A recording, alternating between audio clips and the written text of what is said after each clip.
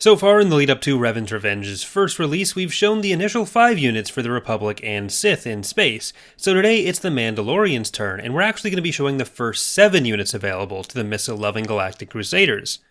On the small end of their roster, we start with a comic design which we're calling the Vergebuer, their dedicated anti-fighter and point defense corvette.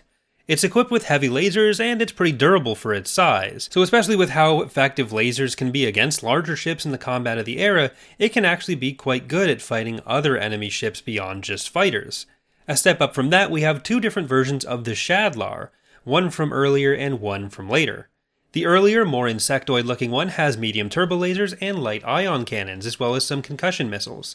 The later version is an upgrade in raw damage and durability, though it drops the missiles and its medium turbo lasers are swapped for lights, shortening their range but making them more accurate against smaller targets, while the opposite change happens for the ion cannons. Both also bring some basilisk riding escorts with them.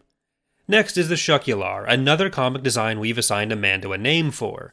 These are comparable in size to the Republic's Hammerhead cruisers and are the tankiest of the Mandalorian frigates in this first set, though their mix of medium turbo lasers and both heavy and light lasers loses out on damage to the final Mandalorian frigate, the similarly sized but more vertically oriented Space Shrimp the Jahavier.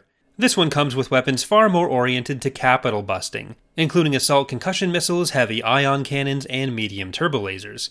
If you're fighting smaller targets, the Altieri, despite having lower raw damage, may end up with better actual damage output than the Jahavier because of weapon grades and point defense impacts. But when you're looking at enemy Centurions, Inexpunables, or even more standard capital ships and stations, Jahaviers are your best friends. This brings us to our 6th and 7th units, in the capital and battlecruiser tier. The Kiramud, which is the less powerful of the two, has significant ion damage, plus several assault concussion missile launchers and medium turbo lasers. This loadout makes them especially good against large targets, much like its younger cousin, the Jahavier.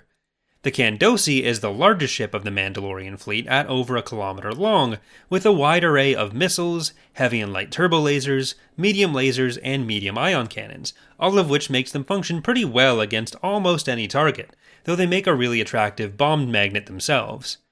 That's it for the first 7 Mandalorian units, probably one more coming down the line for the first release, but we'll be taking the Mandalorians for a test drive soon, so subscribe for that if you're interested, and check out the Discord server linked in the description for more Revan's Revenge news as it comes.